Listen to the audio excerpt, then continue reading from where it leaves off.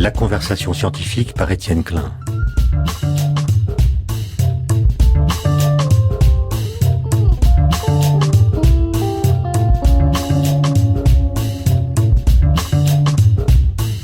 Aujourd'hui, serions-nous en train de perdre la raison ?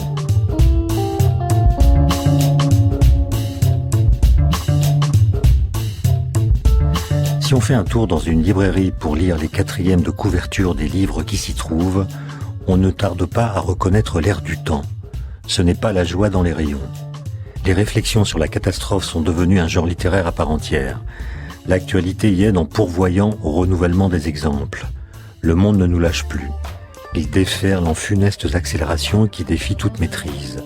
Chaque jour, le présent projette ses terreurs sur l'avenir et remet ainsi une couche supplémentaire de noir sur l'obscurité générale. On dirait du soulage, en continu et à tous les étages. Mais on voit quand même ressurgir ça et là l'hypothèse ou la conviction qu'un salut est possible. Preuve que les temps mauvais donnent du bon temps à la fois aux apocalypses et aux annonciations, même si c'est en proportion inégale. Et c'est ainsi que nous nous retrouvons ballottés entre discours pessimistes et discours optimistes, tous débités sur un ton d'oracle, alors même qu'ils ne sont peut-être que des états d'âme. Devons-nous conclure que nous ne serions plus capables d'espérer ? Convenons de définir l'espérance comme ce sentiment humain qui règle notre relation avec l'avenir. Les sombres perspectives écologiques, les limites de la croissance, la crainte du chômage, l'accroissement des inégalités illustrent notre sentiment de malaise face à l'avenir. Elles traduisent également la mauvaise relation que nous entretenons avec un futur appréhendé non plus comme le lieu d'une configuration possible, mais comme une réalité qui pose des problèmes de plus en plus difficiles à résorber. La question que je voudrais poser aujourd'hui est donc la suivante. Quelle est la part et le rôle de la technique dans la fabrication de cette situation ? Simone Weil, la philosophe Simone Weil, expliquait qu'il est inévitable que le mal domine partout où la technique se trouve soit entièrement, soit presque entièrement souveraine. Fin de citation. Avait-elle raison ? Pour traiter de cette question, j'ai invité Bernard Stiegler. Bonjour Bernard Stiegler. Bonjour Étienne Klein. Vous êtes philosophe, vous travaillez sur les enjeux des mutations portées par le développement technologique, notamment par les technologies dites numériques, et vous venez de publier Dans la disruption, comment ne pas devenir fou. Alors, est-ce qu'il faut vous ranger, Bernard Stiegler, du côté des optimistes, plutôt du côté des pessimistes, si le titre d'une certaine façon parle de lui-même, mais je crois que vous refusez cette catégorisation des esprits. Oui, je suis du côté des mélancoliques, mais nous sommes tous des mélancoliques.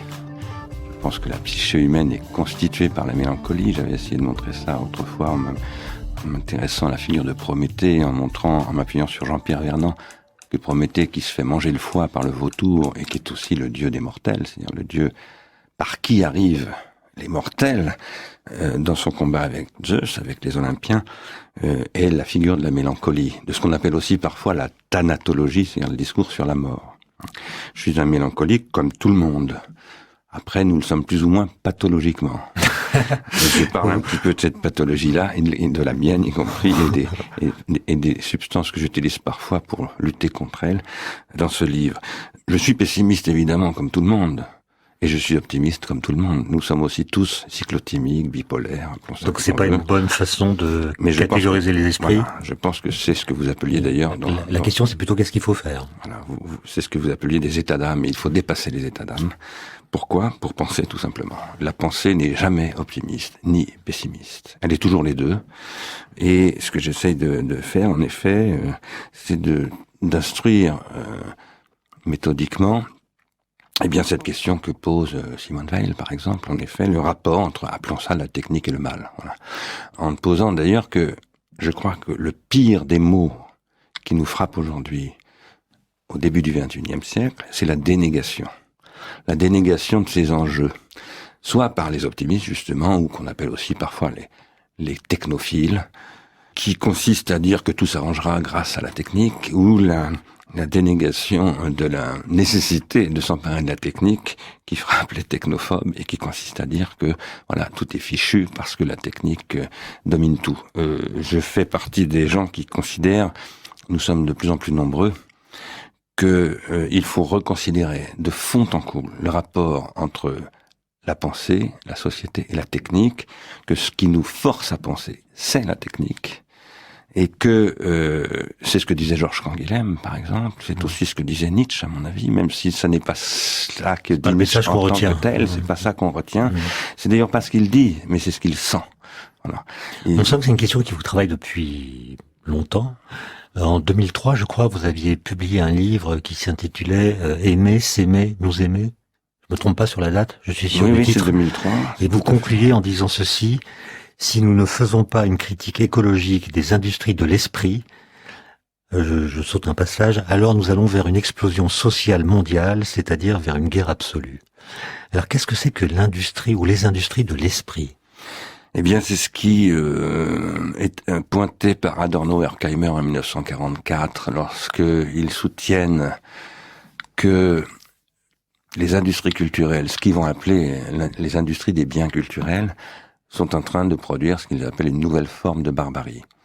Ce qui est un propos que je critique d'ailleurs parce que je le trouve très unilatéral, mais en même temps auquel je rends hommage très régulièrement. Ils emploient le mot barbarie? Oui, nouvelle forme de barbarie. Pas de bêtises. Non, ils parlent aussi de bêtises, bien sûr. Ils parlent aussi de bêtises. D'ailleurs, j'ai analysé la question de la bêtise chez eux dans un livre en tant que tel qui s'appelle État de choc, et ensuite la question de la barbarie dans ce livre-là. Mais ce sont deux thématiques différentes, évidemment liées, mais différentes pour eux. Et en particulier, ils soutiennent que, à travers ces industries culturelles, la raison se transforme en rationalisation. Et qu'est-ce que ça signifie? Pour moi, comme pour eux, je crois, c'est la réduction de la raison au calcul, à la calculabilité. Quoi qu'il en soit, ils soutiennent cela en montrant comment s'instaure un système qui est apparu dès les années 1920 aux États-Unis, mais qui, avec la télévision qu'ils annoncent en 1944, va se considérablement s'étendre, et qui est un système entre la production automatisée des automobiles, la consommation et la crétinisation. Ils décrivent les choses ainsi, qui va s'instaurer d'après eux avec les industries qu'on appelle aujourd'hui de programme. Voilà. Alors, moi je considère que ce processus qu'ils rapportent eux-mêmes à ce qu'ils appellent une extériorisation de la faculté transcendantale de l'imagination, puisqu'il s'appuie sur Emmanuel Kant, sur la critique de la raison pure, dans Hollywood. Je considère que c'est ce qui se joue aujourd'hui bien plus loin encore avec les industries, les technologies numériques, ce qu'on appelle la data economy, mais qu'il faut rouvrir ce dossier sur d'autres bases que celles de Adorno et Horkheimer, tout en les écoutant très précisément, en les lisant de très près. Pourquoi ? Eh bien parce que je pense qu'ils commettent une erreur qui est l'erreur, si je puis dire, de la métaphysique en général. Une erreur qui consiste à croire qu'il y a une imagination transcendantale qui précède toute empiricité. Et ça, je pense que c'est tout le problème. Toute l'histoire de la philosophie, depuis Platon en tout cas, a consisté, jusque pratiquement au XXe siècle, Heidegger compris, à poser qu'il y a une dimension transcendantale qui conditionne l'expérience et qui la précède. Ce que j'essaie de montrer moi-même depuis longtemps, c'est que, par exemple, ce que Kant présente comme la faculté de l'imagination transcendantale à produire ce qu'il appelle des schèmes. Qu'est-ce qu'un schème ? C'est la capacité qu'a l'entendement à projeter sur les données de l'intuition un concept. Et cette capacité de projection, Kant nous dit, ça n'est pas l'entendement lui-même qui le procure, c'est l'imagination transcendantale. Dans la première édition de la Critique des Empires, puisque dans la deuxième édition, cette thématique va régresser. Ce que j'ai essayé de montrer, moi, en m'intéressant au problème de numération, et en particulier à un livre de Geneviève Guittel qui parle des systèmes de numération écrite, c'est qu'il y a une histoire du compute, de la calculabilité et des concepts arithmétiques qu'on ne peut pas séparer de son extériorisation technique. Alors, ce que j'essaye de montrer aujourd'hui, c'est que nous vivons, nous, au XXIe siècle, une véritable révolution des conditions de la pensée par une exploitation désormais absolument systématique et en particulier à travers ce qu'on appelle les algorithmes, des capacités de calcul artificiel et qui est en train de totalement bouleverser notre horizon de pensée hérité depuis... Mais pourtant, Bernard Stiegler, vous êtes philosophe et la philosophie grecque s'est constituée en perdant la question de la technique, d'une certaine façon. En la perdant, oui, en effet, la philosophie grecque, en perdant la pensée présocratique qui, selon moi, était une pensée de la technique. Donc, qu'est-ce que vos collègues philosophes pensent de la technique? Est-ce que c'est un sujet de pensée philosophique ou est-ce qu'elle est extérieure à leur champ? Ça dépend lesquels, évidemment. Oui, évidemment, mais majoritairement, j'ai plutôt l'impression que c'est elle continue à être rejetée, majoritairement. Mais en même temps, c'est en train de changer quand même. Chez les jeunes doctorants, par exemple, énormément de jeunes doctorants sont en train de se tourner vers cette question parce que le réel est là et le réel impose. Alors pendant longtemps, le réel permettait la dissimulation de cette question. Le fait qu'elle reste finalement dans les soutes de la pensée, dans les conditions cachées de la pensée. Aujourd'hui, ça n'est plus possible. Avec par exemple les problèmes que pose ce qu'on appelle les big data ou le modèle dit corrélationniste en matière d'extraction de features, de structures qui détruisent d'ailleurs 3 ou 4 siècles de tradition de statistiques, voilà, de sciences de l'État, autrement dit.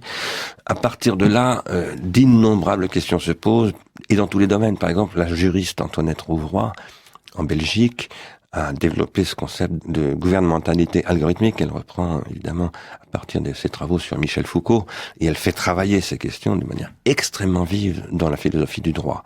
Mais c'est aussi vrai, par exemple, dans la question de la médecine et de la biologie aujourd'hui, où avec d'une part la biologie de synthèse et d'autre part ce qu'on appelle la médecine 3.0, des bouleversements colossaux sont en train d'arriver, et les jeunes gens de 30 ans qui s'engagent dans des recherches doctorales sont extrêmement sensibles à ces questions. Alors vous parlez des jeunes de 30 ans, Bernard Stiegler, mais dès la page 22 de votre ouvrage, dans La Disruption, vous citez les propos d'un jeune homme, Florian, qui a 15 ans, je crois, et qui dit ceci: « Vous ne vous rendez pas compte de ce qui se passe. Quand je parle avec des jeunes de ma génération, ceux qui ont 2 ou 3 ans de plus ou de moins que moi, ils disent tous la même chose. On n'a plus ce rêve de fonder une famille, d'avoir des enfants, un métier, des idéaux comme vous l'aviez quand vous étiez adolescent. Tout ça, c'est fini, parce qu'on est convaincu qu'on est la dernière ou une des dernières générations avant la fin. » Alors, est-ce que ce jeune homme est représentatif de sa génération ? Je crois, oui, qu'il est très représentatif de sa génération, même si, par exemple, si vous allez interroger dans la rue, faire un micro-trottoir pour demander à des jeunes gens de 15 ans aujourd'hui de parler, ils ne diront pas forcément cela. Ils seront en tout cas, ceux qui diront cela ne seront certainement pas majoritaires. Mais je pense que Florian, non seulement décrit assez bien ce qui constitue l'horizon de pensée des générations actuelles, des jeunes générations actuelles, mais aussi les nôtres. Un des thèmes de ce livre, c'est la dénégation. Je pense que nous tous pensons comme Florian, plus ou moins. Nous sommes cyclotimiques, nous sommes bipolaires, nous sommes mélancoliques, et nous oscillons en permanence entre des points de vue que l'on entend dans les cafés, qui était là aussi le titre d'ailleurs d'un numéro du Parisien de la semaine dernière. Comment peut-on vivre dans ce monde ? Enfin, je ne retrouve pas le titre exact de ce numéro du Parisien, mais cette question, cette angoisse par rapport à l'avenir. Mais est-ce que c'est simplement parce que l'avenir n'est plus configuré comme il l'avait été dans les années 70 à propos de l'an 2000, qui était constamment montré, démontré, en présent. Il était présenté, c'est-à-dire mis dans le présent des gens, représenté, donc mis dans le présent des gens, C'est tout à fait de sorte qu'ils pouvaient le préparer d'une certaine façon. Bien Aujourd'hui, 2050 est un néant discursif. Bien entendu, mais précisément c'est le sujet de mon livre, c'est-à-dire pourquoi est-ce qu'on en est là, sachant que par ailleurs il est quand même très important, il m'arrive moi... Est-ce que c'est pas simplement le passage de l'an 2000 qui a été une sorte de cap dans lequel on a surinvesti de la projection, de la pensée, et qu'aujourd'hui il faut attendre 100 ans pour revivre la même coïncidence numérologique? Je pense qu'il faut attendre, il faut plus attendre 100 ans, on n'a plus beaucoup de temps, à mon avis. Par contre, nous sommes dans les 200 ans qu'annonçait Nietzsche en 1880 et quelques, de ce qu'il appelait le nihilisme, et nous sommes, je crois, ça a été beaucoup plus vite le nihilisme que ce que Nietzsche croyait. Ça n'a pas pris 200 ans pour arriver à son terme. Je crois que nous sommes au terme du nihilisme. Et je pense que ce qui caractérise le millénarisme contemporain, si je puis dire, qui est un post-millénarisme, c'est le fait que des scientifiques, des climatologues, des biologistes, toutes sortes de gens, des statisticiens, etc., énoncent, ou même des gens comme Bill Gates ou Stephen Hawking, énoncent d'immenses dangers. Et ce sont des scientifiques ou des businessmen. Ce sont pas même des gens qui sont à la direction de Amazon, qui ont fondé Amazon. Voilà, disent ça devient très très dangereux tout ça. Donc ça, ce ne sont pas des millénaristes au sens classique en tout cas. Ce sont des gens qui énoncent le fait que très certainement le savoir humain et son insavoir, son inscience, son non-savoir sont en train de franchir un cap. Et ça, il faut le regarder en face.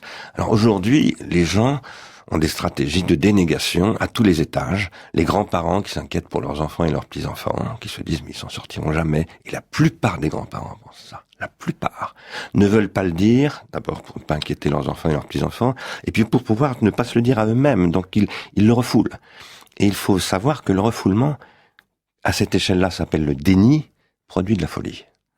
Et donc je pense que nous sommes en train de produire ça à tous les étages, disais-je. C'est aussi le cas du président de la République, c'est aussi le cas de Donald Trump, c'est aussi le cas de finalement toutes les institutions qui sont totalement démunies face à ce genre de processus et qui, elles, doivent garantir une certaine stabilité.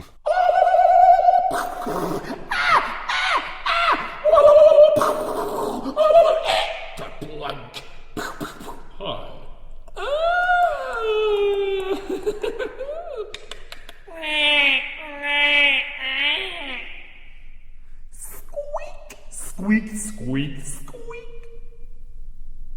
Slap, slap, smash, smack, snap, snap, splash, split, splat, spring, splash. Stump, stump, stump, stump.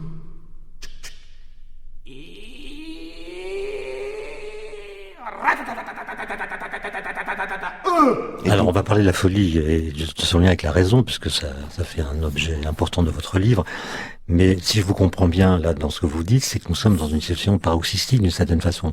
En prosodie, le paroxyton caractérise la syllabe avant-dernière. L'équivalent en latin, ce serait le pénultième. Et donc le paroxysme serait le moment avant-dernier, c'est-à-dire non pas celui de la fin, mais celui juste avant la fin, juste avant qu'il n'y ait plus rien à dire ou à faire. La position de Florian qu'on citait tout à l'heure. Exactement. Mais le problème est de savoir la fin de quoi. Je ne dis pas que c'est la fin du monde. De toute façon, le monde, c'est l'univers, et l'univers ne va pas s'arrêter avec nous. Donc, et la question est de savoir qu'est-ce que nous appelons nous, par exemple, aussi. Ça, c'est l'horizon qui est le discours du transhumanisme, que je combats résolument, d'ailleurs. C'est un discours qui revient à dire que l'humanité est en fait déjà morte, ou en tout cas très fatiguée, qu'il faut la doper techniquement pour qu'elle survive. Et qui consiste à dire que le salut est dans le calcul. Ce qui est absolument faux. Ce qui est en contradiction absolue avec précisément ce que c'est que l'expérience et avec ce qu'est la question de ce que j'appelle l'improbable. Voilà. En fait, je pense que nous sommes en train de franchir un stade ou un seuil dans ce que j'appelle de plus en plus l'exosomatisation. Et je pense. Faut expliquer ce mot. Alors, l'exosomatisation signifie la production d'organes en dehors du corps. Voilà. C'est Alfred Lotka qui a produit cette terminologie qui a été reprise par Nicolas Georgescu-Roegen, un mathématicien roumain qui ensuite est devenu l'assistant de Joseph Schumpeter et finalement est devenu économiste et qui a publié un livre très important en 1971 qui s'appelle The Entropy Law and the Economic Process, qui n'est toujours pas traduit en français. En revanche, il y a un texte remarquable qui a été traduit en français dans une revue publiée par Antoine Mismer, qui est une conférence qu'il avait donnée à l'Université de Strasbourg en 1980, je crois, ou 79. L'exosomatisation, dont Nicolas Georgescu-Roegen dit qu'elle change très profondément les conditions de la vie, puisque précisément la vie n'est plus soumise à la biologie. Et qu'à partir de là, il faut produire une économie, ce qu'il appelle une économie, qui va se substituer à la biologie pour rendre compatibles les organes artificiels les uns avec les autres et les formes de vie les unes avec les autres, ce qui va produire, dit-il, une lutte entre ces formes de vie, qui n'est plus la lutte pour la vie de Darwin, mais qui est la lutte pour l'existence des communautés culturelles, noétiques. Moi, je les appelle noétiques parce que les hommes sont des êtres qui produisent un nous, un esprit qui est à la fois spirituel et intellectuel, et ils le font parce qu'ils doivent décider, ils doivent prendre des décisions. Une fourmi ou même un grand singe n'a pas à prendre de décision. Bien sûr qu'il produit des bifurcations, qu'il a des comportements au cours desquels des choses se transforment, il a des alternatives à résoudre, des problèmes à résoudre, mais il ne prend pas de décision au sens où une décision chez les Grecs c'est une crise. Et cette crise consiste à remettre en cause les axiomes de la crise. Toujours. C'est ça une décision. Et ça, c'est ce que l'exosomatisation nous impose de faire. Et Nicolas Georgescu-Roegen dit l'économie a à résoudre ce genre de choses en intégrant toutes les dimensions, c'est-à-dire la survie, la subsistance, la compatibilité des gens entre eux et la production d'un avenir que j'appelle moi de la consistance. C'est-à-dire le fait que l'avenir consiste, qu'il est ouvert, qu'il est inconnu, improbable et néanmoins désirable. Alors ça, c'est ce qu'aujourd'hui nous sommes en train de découvrir.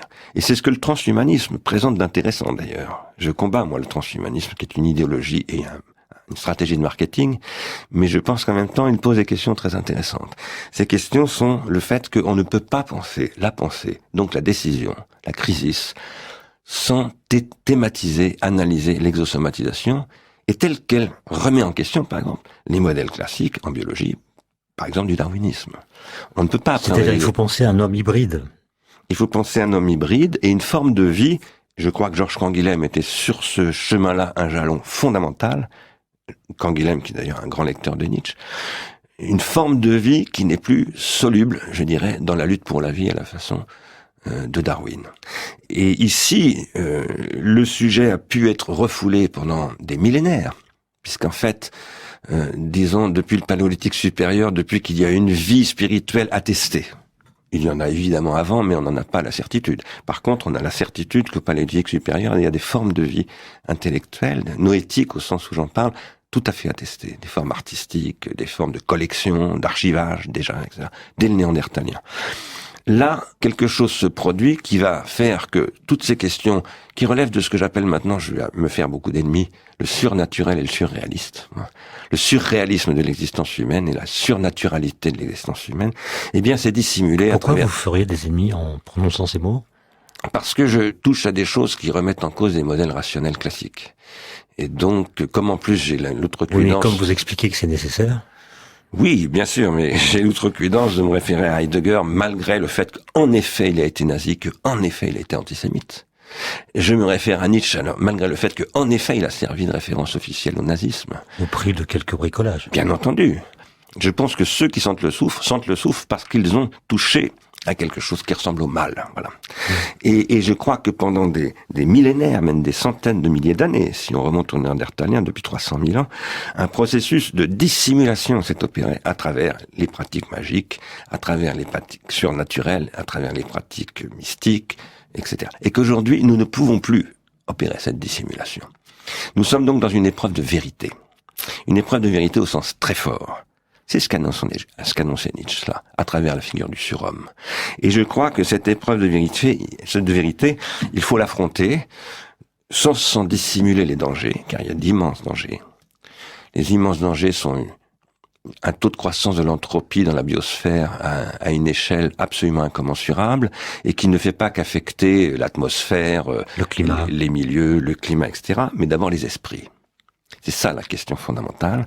Et c'est pour ça que je me suis attaché, avant ce livre déjà, à faire une critique au sens des philosophes, c'est-à-dire pas du tout une dénonciation, mais une critique au sens où Emmanuel Kant dit ce qu'est la critique pour lui, c'est-à-dire l'énonciation des limites.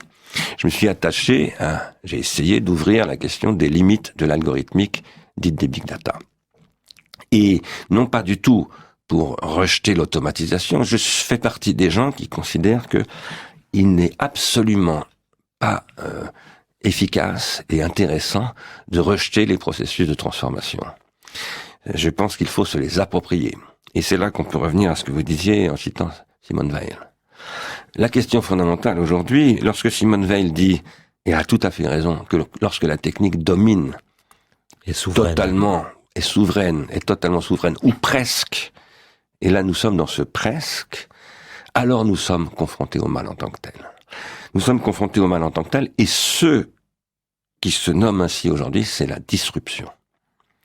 La disruption... Alors, c'est le titre de votre livre, c'est un mot que vous n'avez pas inventé, mais qui est quand même rarement utilisé. Qu'est-ce que vous mettez derrière lui?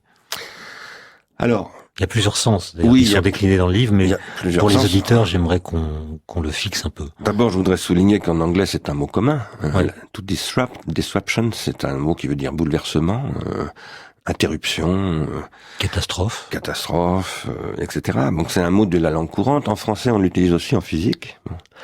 Et donc c'est un mot scientifique. Plutôt l'adjectif, il me semble, disruptif. Oui, disruptif, c'est ça. Oui. Mais il y a aussi un processus en physique nucléaire qui s'appelle la disruption. D'après, moi je suis pas un spécialiste, mais non, je connais pas. Alors là, je vais dire que d'après les ressources étymologiques que j'ai mobilisées. Et surtout, le mot est apparu en France d'ailleurs. C'est un Français qui l'a forgé en 1993. Il s'appelle Dru, Jean-Marie Dru, c'est un publicitaire plutôt, un théoricien du marketing.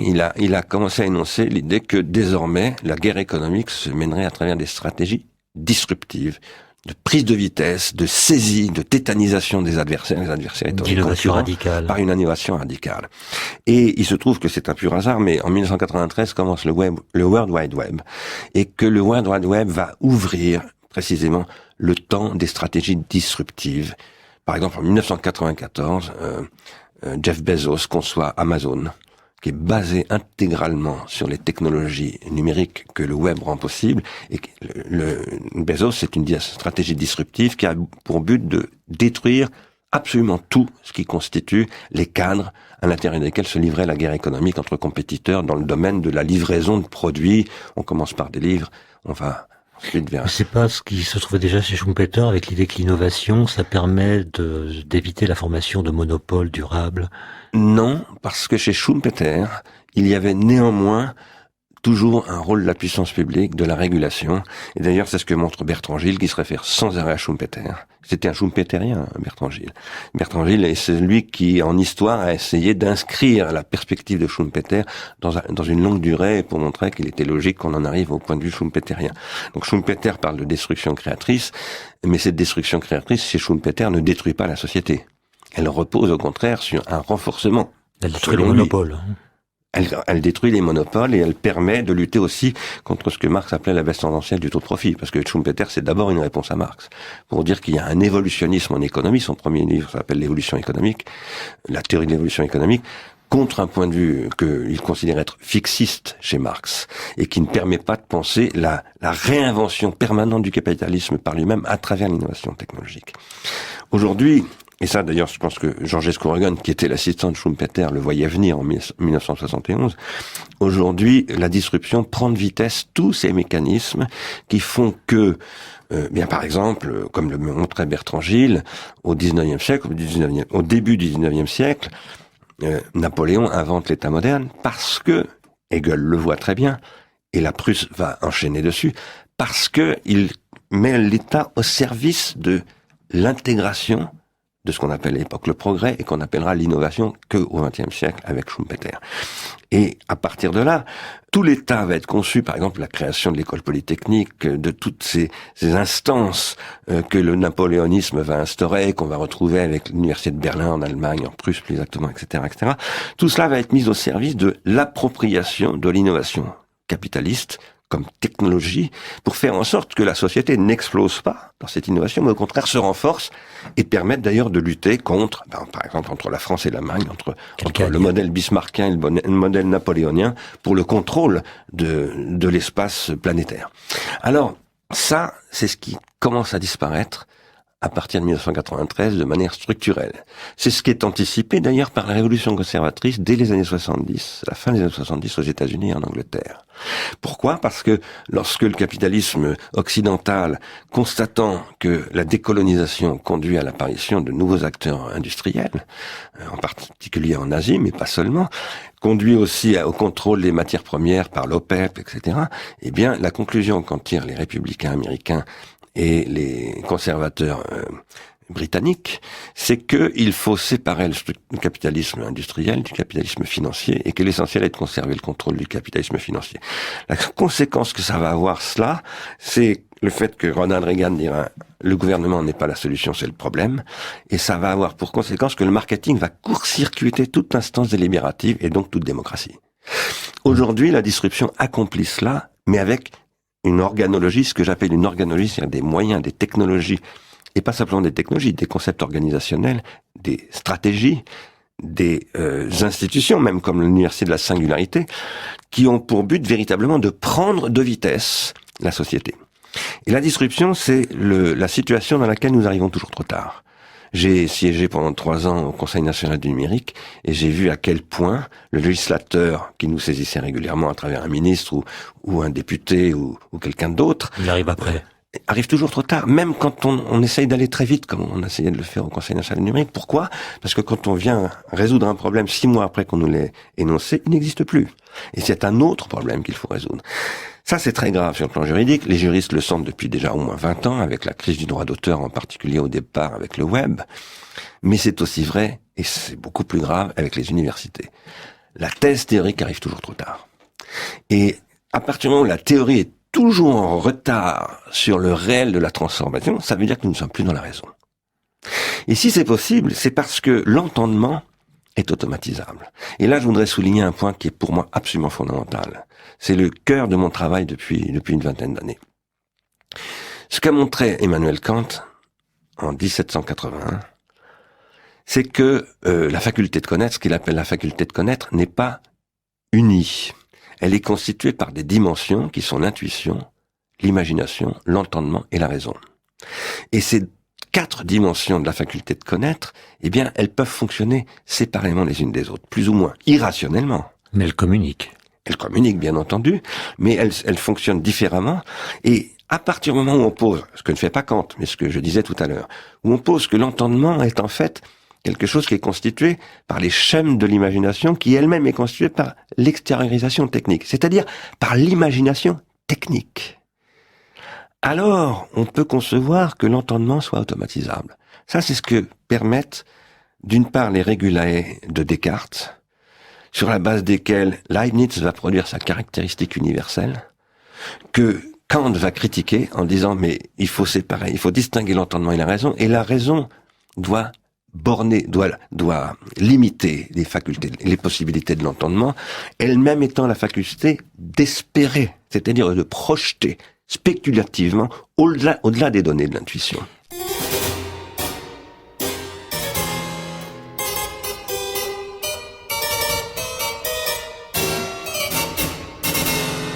Vous écoutez France Culture, la conversation scientifique par Étienne Klein.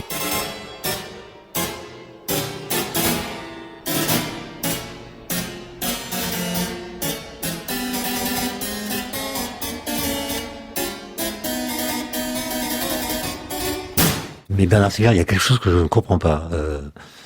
Vous êtes en train d'expliquer que nous vivons une époque tout à fait singulière, une période absolument critique, où des nouvelles questions se posent sans qu'on s'en préoccupe suffisamment, qu'il y a une crise qui s'annonce ou qui se déroule déjà, et en même temps vous écrivez que nous sommes dans l'époque de l'absence d'époque. Et ce qui est une sorte de contradiction dans les termes.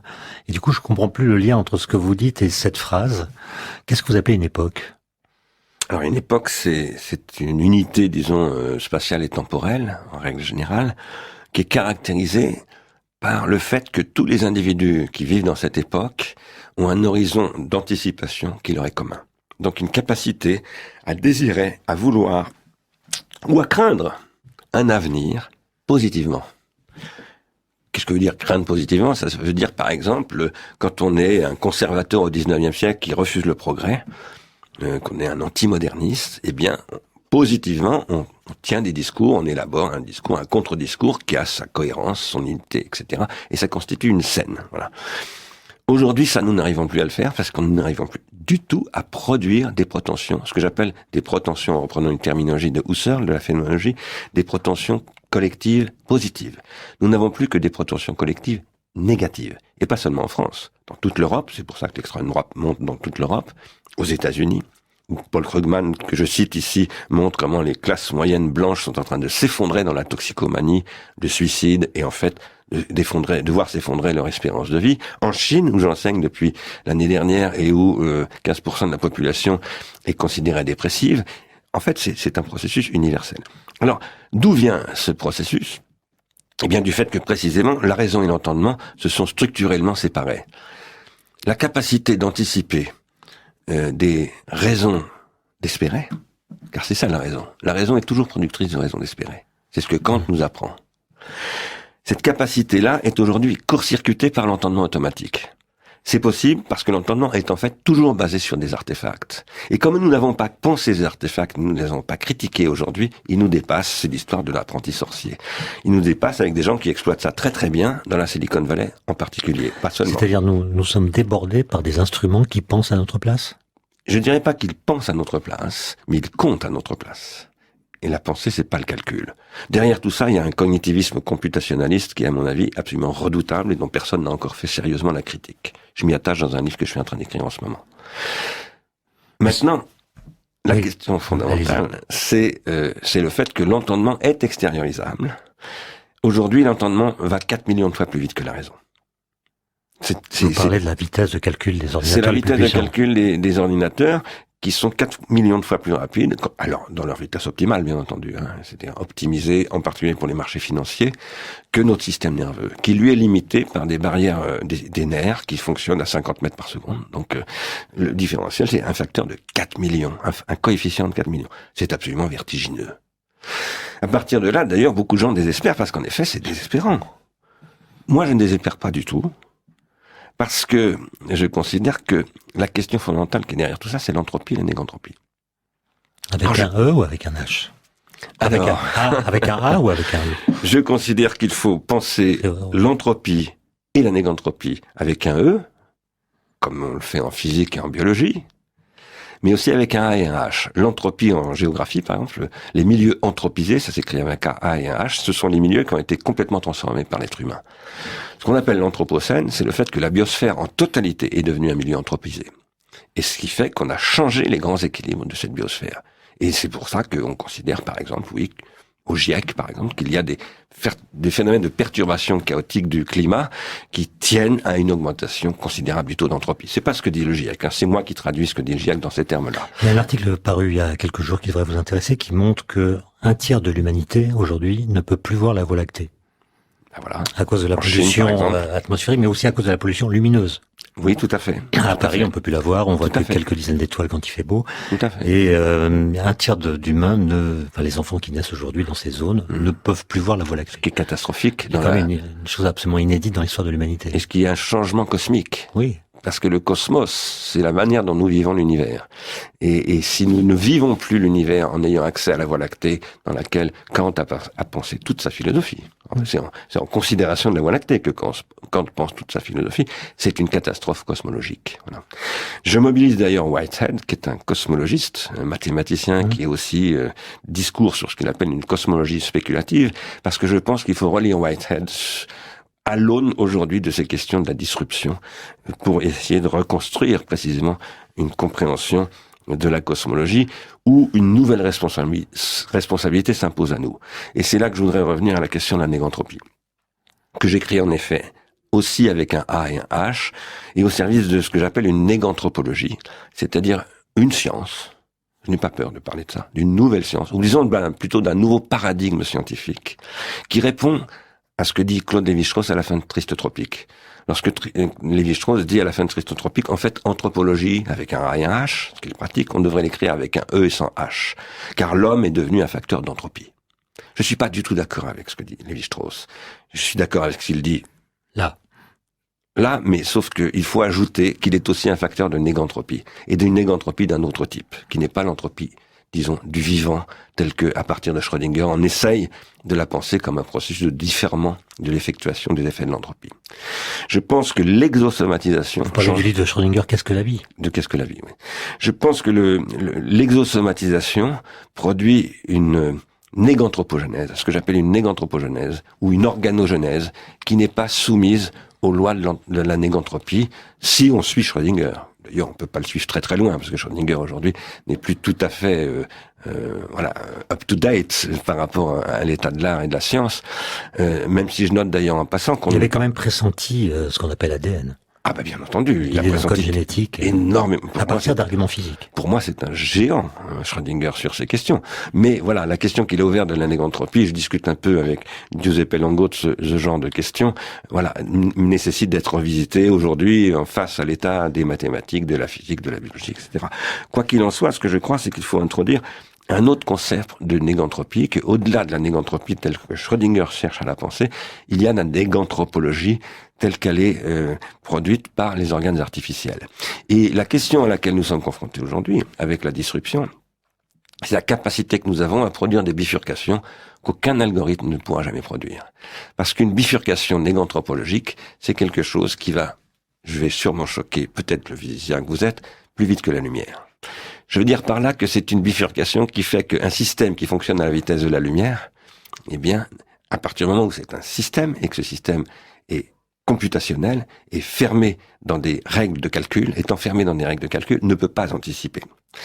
Donc la prise de décision, dont Kant nous dit qu'elle n'appartient qu'à la raison, qu'en aucun cas l'entendement ne peut prendre de décision, eh bien, il faut la repenser aujourd'hui à l'époque des big data, des algorithmes, et il faut repenser les conditions dans lesquelles l'augmentation par l'automatisation de nos capacités de l'entendement peut créer une nouvelle bifurcation, qui serait non pas du tout la bifurcation transhumaniste, mais la bifurcation dans ce que j'appelle le néganthropocène.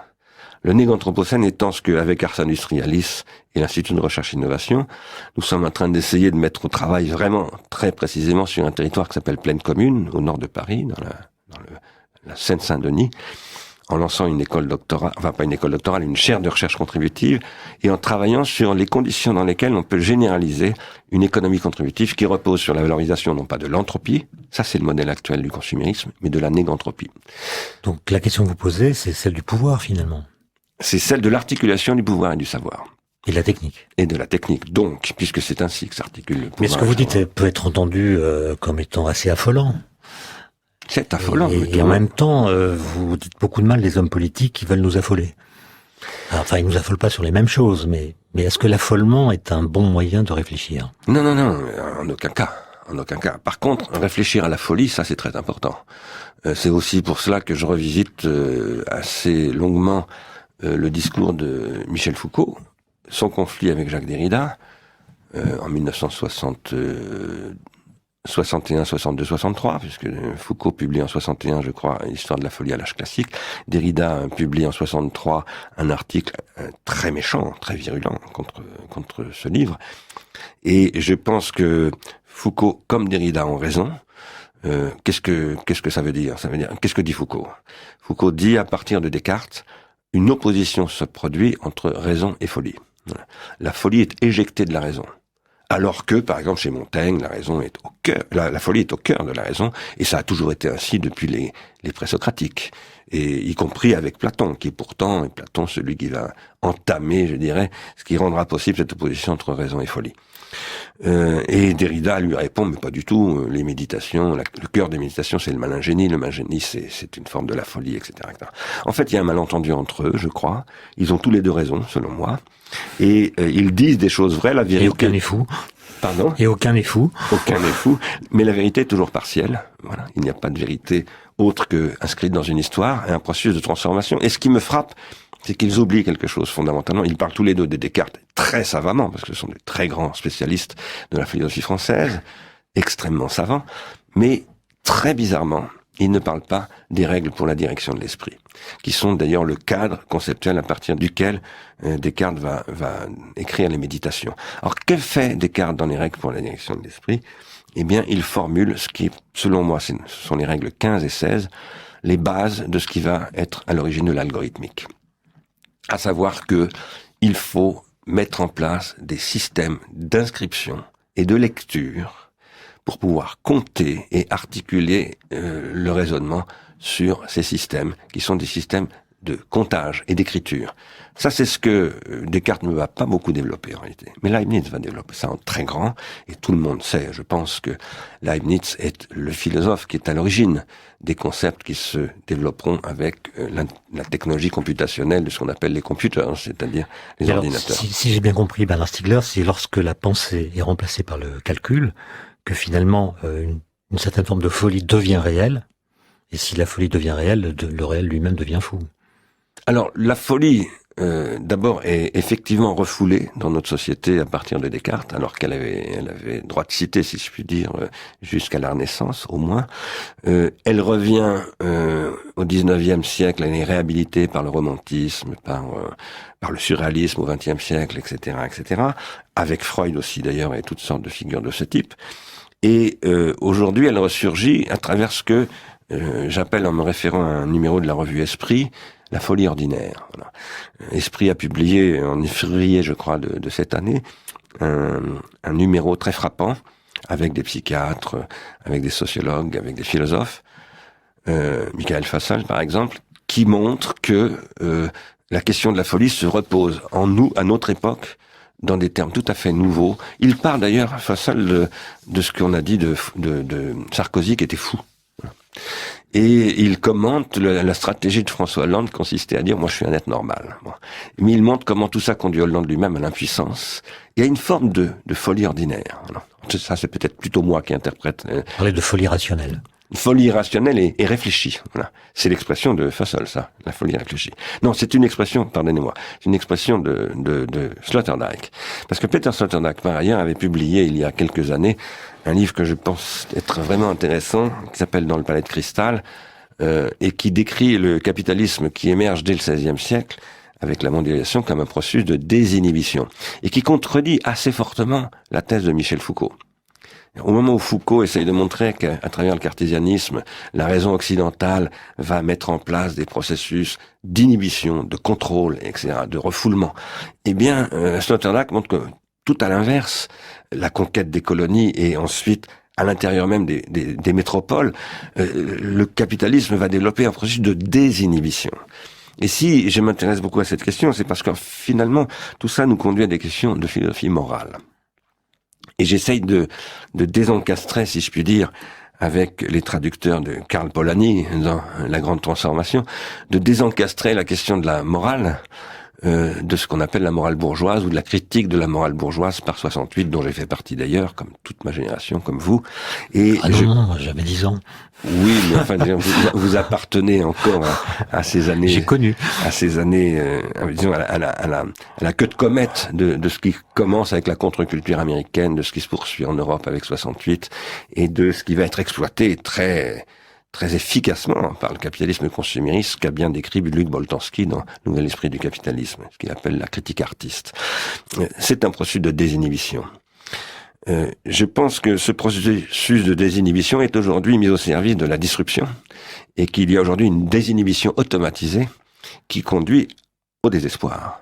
Car en fait, ce qui est à l'horizon de cette nouvelle forme de la folie ordinaire, c'est un désespoir qui est soit un désespoir soft et dissimulé, qui arrive à contrôler ses comportements et qui ne produit pas de passage à l'acte manifestement violent ou dangereux, soit des formes, par exemple, terroristes, djihadistes, ou des formes toxiques, toxicomaniaques, ou des formes de mœurs. Je parle de Strauss-Kahn. Il y a un chapitre quasiment entier sur Dominique Strauss-Kahn. Et où je ne suis pas en train de condamner Dominique Strauss-Kahn, c'est pas du tout mon problème, mais par contre j'essaye d'en faire ce qu'un ami à moi qui est italien, qui s'appelle Paolo Vignola, appelle une symptomatologie de Dominique Strauss-Kahn. Enfin, la leçon que j'en ai tirée, moi, c'est qu'il vaut mieux avoir de la suite dans les idées que des idées dans la suite.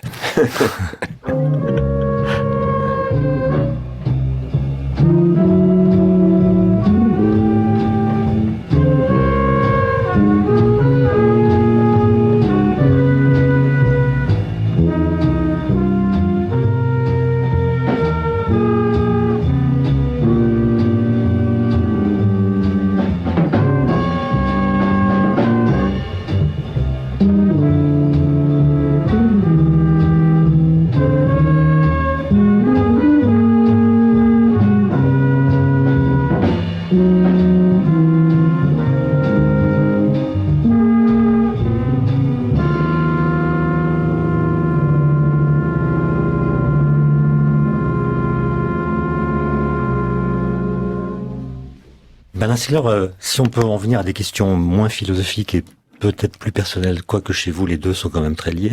Comme chez tous les philosophes. Voilà, il y a un chapitre que j'ai trouvé magnifique dans votre livre qui s'appelle Hors la loi, où vous revenez sur votre expérience de la prison. Vous avez passé 5 ans, je crois, en prison, dans 2 prisons différentes, une à Toulouse et une à Muret. C'est là que vous avez découvert la philosophie. Vous avez lu Husserl. Pour avoir un peu enseigné en prison, je voulais vous demander comment est-ce qu'on fait pour découvrir Husserl en prison. On a beaucoup de chance, il faut avoir beaucoup de chance. Il faut avoir la chance en particulier d'avoir un ami qui s'appelle Gérard Granel, qui était un des grands traducteurs de Husserl en France, et un des grands profs. Mais vous le connaissiez avant la prison ? Je connaissais avant la prison parce que avant la prison, je tenais un bar musical auquel parfois... De jazz. Un bar de jazz, où Gérard Granel venait de temps en temps. Nous étions devenus peut-être dire le mot ami serait exagéré, mais très copains. Donc, nous finissions parfois les nuits ensemble. Il aimait beaucoup la musique et nous nous aimions beaucoup. Et lorsque cette aventure m'est arrivée, il m'a immédiatement dit voilà, je vais t'aider, etc. Puis j'ai décidé très vite d'en profiter pour finir des études que je n'avais jamais, à vrai dire, même commencé, puisque j'ai quitté l'école, le lycée en première. Même pas en première, en seconde, en 68. Dans le livre, vous dites seconde, oui. En seconde, oui. Je perds la mémoire, je commence à être vieux. Voilà. Et je me suis retrouvé là, et grâce à Gérard, j'ai pu, effectivement, d'abord, il a obtenu le droit du juge d'instruction de faire entrer des livres, ce qui était tout à fait exceptionnel. Et donc, j'ai pu tout à coup me mettre à lire énormément de livres, pas simplement ceux de la bibliothèque, il y en avait beaucoup et de très bons d'ailleurs, mais pas des livres de philosophie. Et vous dites que ces années-là ont été non pas rédemptrices, mais salutaires, que vous avez opéré une conversion du regard. Alors, je dis non pas rédemptrice parce que je crois pas à la rédemption. Pour qu'il y ait une rédemption, il faut qu'il y ait une culpabilité, et je me suis jamais senti coupable. Je ne fais pas partie, je me sens pas bien dans la civilisation de la culpabilité. Par contre, oui, j'ai été sauvé. Salutaire, ça veut dire que j'ai été sauvé, en effet, d'un destin qui était mal engagé, comme beaucoup de gens dans les années 70 d'ailleurs, qui ont été en Italie et en Allemagne très gravement vécus d'ailleurs par une augmentation du terrorisme, beaucoup plus qu'en France, même si en France ça a eu lieu aussi. Moi je faisais pas partie de ça, mais j'ai fait partie des gens qui se mettaient à consommer beaucoup de substances et tout ça, et qui entraient dans le désespoir de la découverte des impasses qui étaient celles après la fin des années 60. Et voilà, qu'est-ce qui s'est passé ? Eh bien, il m'est arrivé quelque chose dont je parle dans ce livre, en fait, parce que j'ai découvert en me penchant sur des cas de djihadistes qui se sont convertis en prison. Un en particulier qui est anonyme, qui s'appelle D, dont a parlé une journaliste de Mediapart, et qui explique comment il n'est pas du tout musulman, il est catholique de culture, mais par contre il a été dealer et il a fait je crois qu'il a fait une douzaine d'établissements pénitentiaires, et il devient djihadiste, voilà. Et il se convertit, voilà. Il parle de conversion. Moi je me suis penché sur un homme que j'ai énormément admiré dans les années avant mon incarcération, qui s'appelait Malcolm X, et qui était pour moi une des très grandes figures de la libération des Noirs, que j'ai pas connu évidemment, mais que j'ai étudié et lu, parce que beaucoup d'amis à moi, qui étaient des jazzmen, des grands jazzmen de jazz, de free jazz en particulier, autour d'Archie Shepp, des gens comme ça, étaient eux-mêmes liés aux Black Panthers, dont Malcolm X était un des fondateurs. Et Malcolm X raconte dans ses lettres de prison qu'en fait, en prison, il a découvert la lecture. Et à travers la lecture, il a opéré une conversion. Il a opéré cette conversion avec un aumônier musulman qui l'a accompagné dans cette conversion. Il se trouve que moi aussi, j'ai vécu une conversion de ce type, et j'ai eu la chance de vivre une conversion à la philosophie. Et non pas à la religion. À la question de la vérité, et non pas à la question de la croyance. Est-ce que vous pensez que cette expérience serait possible aujourd'hui ? Je pense qu'elle serait pratiquement impossible. J'ai eu l'occasion de retourner plusieurs fois dans des prisons pour rencontrer des détenus. D'abord, la prison est devenue un enfer, véritablement. C'était pas le cas quand j'y étais. Vous étiez seul dans la cellule ? J'étais seul en cellule. Alors, je me suis battu beaucoup pour ça, mais parce que c'était pas acquis. Vous n'étiez pas incommode avec l'administration pénitentiaire ? Disons que j'étais têtu, voilà. Quoi qu'il en soit, donc j'ai passé, effectivement 5 ans comme ça, finalement à travailler énormément, à découvrir la conversion phénoménologique, à travers donc les textes que m'a fait lire Granel, et qui sont la conversion phénoménologique, c'est une manière que la philosophie a de changer son regard sur le monde pour se tourner vers ses conditions de possibilité, vers ce qu'on appelle depuis Emmanuel Kant ses conditions de possibilité. Et c'est à partir de cela que j'en suis arrivé, moi, à une conclusion par une pratique, en fait, qui était une pratique, j'avais transformé cet espace carcéral, cette cellule, j'appelle ça aujourd'hui mon laboratoire philosophique, où je fais des expériences sur moi-même. D'ailleurs, Julian Assange, que j'ai accueilli hier soir au Centre Pompidou en vidéo, en Skype, disait exactement la même chose. Dans un article qui est paru avant-hier dans le journal Libération, il dit quand on est en prison, quand on est détenu, rien ne change. Pour nous, tout change dans le monde, mais pas pour nous. Donc on a un point de comparaison, c'est une question de physique, d'une certaine manière.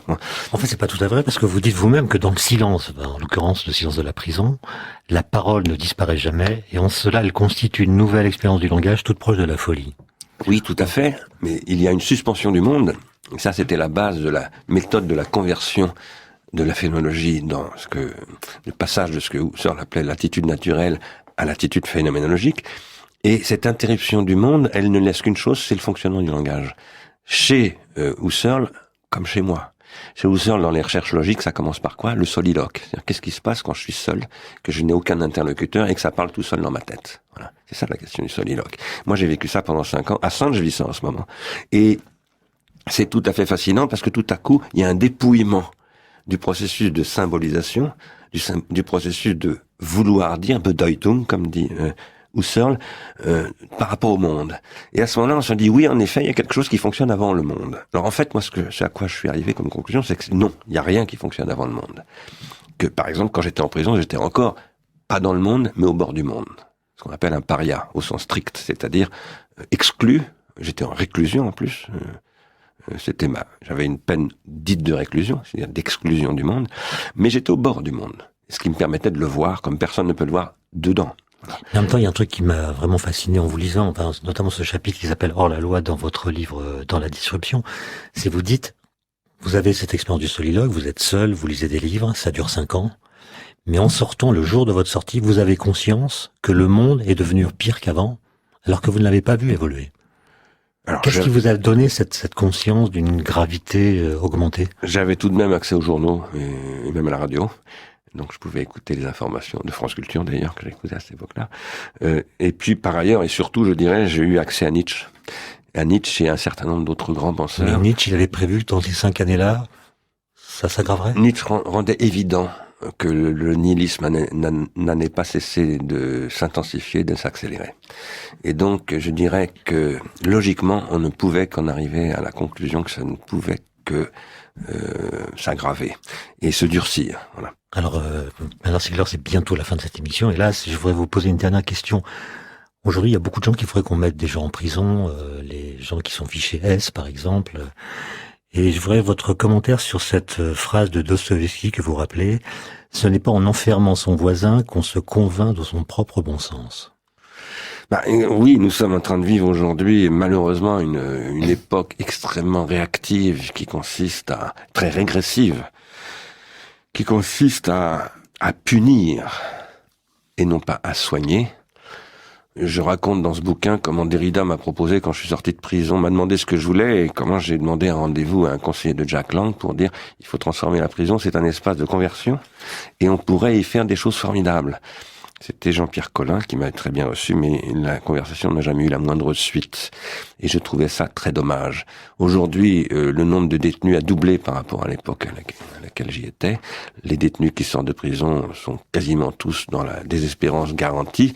Ils ne peuvent que considérablement aggraver leur dangerosité. En disant ça, je veux pas dire que ils sont plus dangereux tous en sortant qu'en entrant, mais ce que je veux dire, c'est qu'objectivement, on augmente les facteurs de risque. Voilà. Oui, vous dites qu'il est plus dur de sortir de prison que d'y entrer. Beaucoup plus dur, beaucoup plus dur. C'est extrêmement difficile. Quand on est resté longtemps en particulier, c'est extrêmement difficile. Pas simplement parce qu'on est rejeté, etc., mais parce qu'on ne sait plus vivre dans l'espace. Et il faut réapprendre. Et je pense que ça devrait nous amener à réfléchir à ce que c'est que l'apprentissage en général. Et à qu'est-ce qu'on peut apprendre quand on est en prison. Moi, je pense que la prison est très souvent une extrêmement mauvaise solution. Elle est parfois nécessaire. Je l'ai personnellement pas trop mal vécu parce que j'ai eu la chance d'avoir un directeur d'établissement, en fait, qui n'était pas un imbécile. Qui était même quelqu'un de très sympa. Bien, merci Bernard Stiegler, merci de nous avoir rendu visite. Je recommande la lecture de votre livre Dans la disruption, comment ne pas devenir fou. C'était La conversation scientifique par Étienne Klein avec la collaboration de Catherine Madure, à la technique Philippe Palarès et à la réalisation François Connac.